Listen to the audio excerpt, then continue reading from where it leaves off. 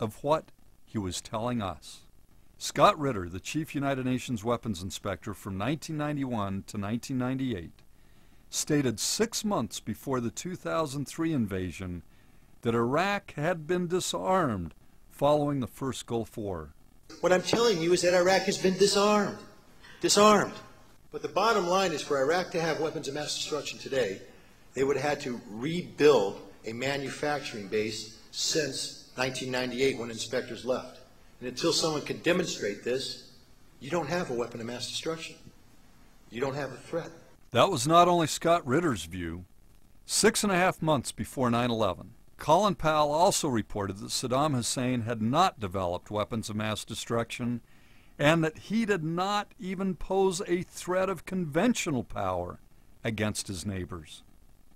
Just more than a month before 9/11, Condoleezza Rice agreed, saying that the United States had been able to keep Hussein's arms from him and that his military forces had not been rebuilt. He has not developed any significant capability with respect to weapons of mass destruction. He is unable to project conventional power against his neighbors. We are able to keep arms from him. His military forces have not been rebuilt. Likewise, in September 2002, the Defense Intelligence Agency, the intelligence arm of the Department of Defense, reported there is no reliable information on whether Iraq is producing and stockpiling chemical weapons. On September 7, 2002 at Camp David, President Bush and Prime Minister Tony Blair spoke to the public through news reporters. Bush represented that a 1998 International Atomic Energy Agency report stated that Iraq was 6 months away from building a nuclear weapon. "I don't know what more evidence we need," commented the president. We just heard the Prime Minister talk about the new report. I would remind you that when the inspectors first went into Iraq and were finally denied access, a report came out of the IAEA that they were 6 months away from developing a weapon. I don't know what more evidence we need. Indeed, there was no evidence. President Bush's representation was a total fabrication. There was never a report like the one described by President Bush. In fact, the 1998 International Atomic Energy Agency report stated there were no indications there remained in Iraq any physical capability for production of weapon-usable nuclear material of any practical significance. In the build-up to the war, President Bush invoked Iraq's purchase of aluminum tubes, supposedly for building nuclear weapons, as a reason to go to war. He repeated that claim in his State of the Union address on January 28, 2003, less than 2 months before the invasion of Iraq. Our intelligence sources tell us that he has attempted to purchase high-strength aluminum tubes suitable for nuclear weapons production. What President Bush, Dick Cheney, and others failed to tell the American people was that the aluminum tubes claim was vigorously disputed by the Bureau of Intelligence and Research, the intelligence agency within the State Department, and by the Department of Energy, the department with the most expertise regarding nuclear weapons. In October 1, 2002, in a national intelligence estimate delivered to the White House, the Bureau of Intelligence and Research addressed the claim about aluminum tubes in the context of the Bush administration's general claim about an Iraqi nuclear buildup. According to the Bureau of Intelligence and Research and the Department of Energy, the tubes were not intended for use in Iraq's nuclear weapons program, and there was no evidence that Iraq was rebuilding a nuclear capability. Less than 2 months before the invasion of Iraq by the United States, the IAEA informed the United Nations Security Council that Iraqi authorities were fully cooperating with weapons inspectors, and to date the inspectors had found no evidence that Iraq has revived its nuclear weapons program since the elimination of the program in the 1990s. The IAEA also expressly disagreed with President Bush's claims about the aluminum tubes. The deceit by President Bush and others in his administration about Iraq's supposed nuclear program did not stop with the discredited claims about the aluminum tubes.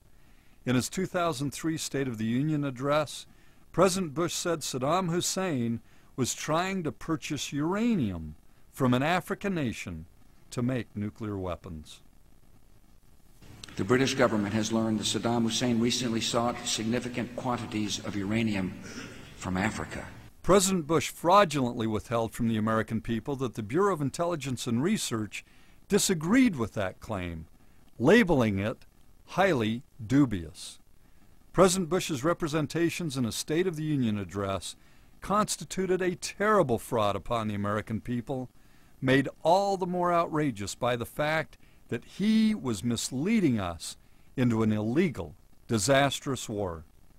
Although many members of Congress were certainly complicit, that does not diminish President Bush's culpability for deceiving the American people. 12 days before President Bush commenced the war, the International Atomic Energy Agency Director Mohammed al-Baradi informed the United Nations Security Council that the documents that form the sole basis for the claim that Saddam Hussein was attempting to purchase uranium were crude forgeries.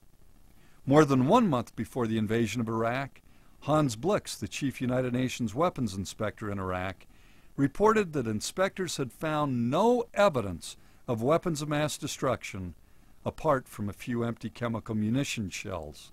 Another grand deceit by President Bush and top officials in his administration was the outrageous claim that Iraq was somehow in cahoots with al-Qaeda. They also deceitfully tied Saddam Hussein to the 9/11 attacks on the United States.